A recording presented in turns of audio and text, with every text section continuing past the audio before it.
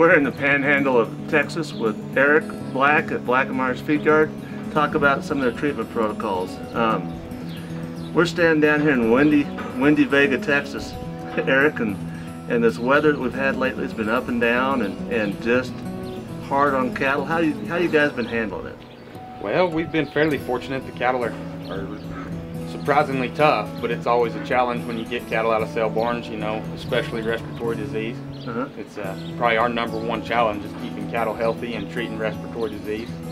Anything been working better than other things for you, or what's been your key this year? We treat all of our cattle with a mass antibiotic. Depending on the time of the year, we use different drugs, but I'd say the last 4 to 6 months when we treat cattle, we've had the most success with Resflor. It seems to be most effective with getting cattle healthy and back on feed, which is obviously our biggest challenge.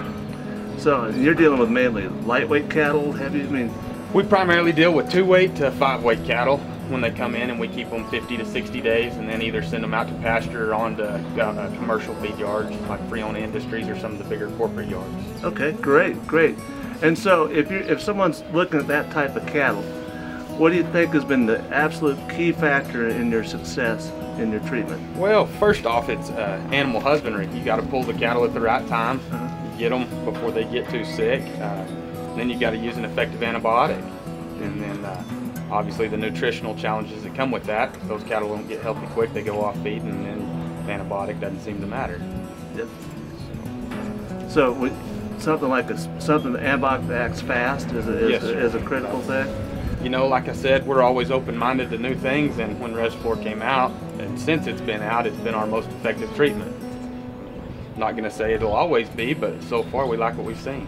Any downsides to Resflor Gold? It's difficult to administer. It's real hard to give, especially if it's cold outside or if you're in a pasture location where you don't have access to a bottle warmer or a heater. It's a challenge to give. You need a 14-gauge needle, and you need to keep that stuff warm. But outside of that, that'd be the biggest challenge with giving it.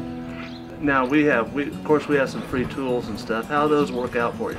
They help a bunch, you know, especially 9 months out of the year here in Texas. It's warm and you don't even need those tools, but in the wintertime when it's 15 or 20 degrees outside, you definitely need to use them, and it still can be a little bit of a challenge.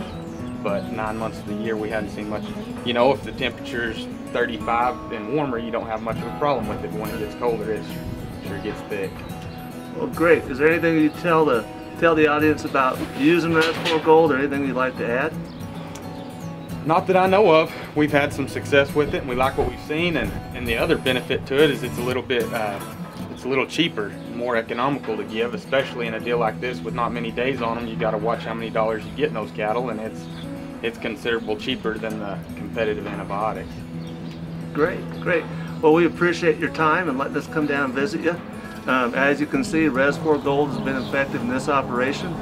They've utilized the tools that we have available to aid in the administration hassles and been an overall win for you. Yes, sir. Appreciate it. You bet.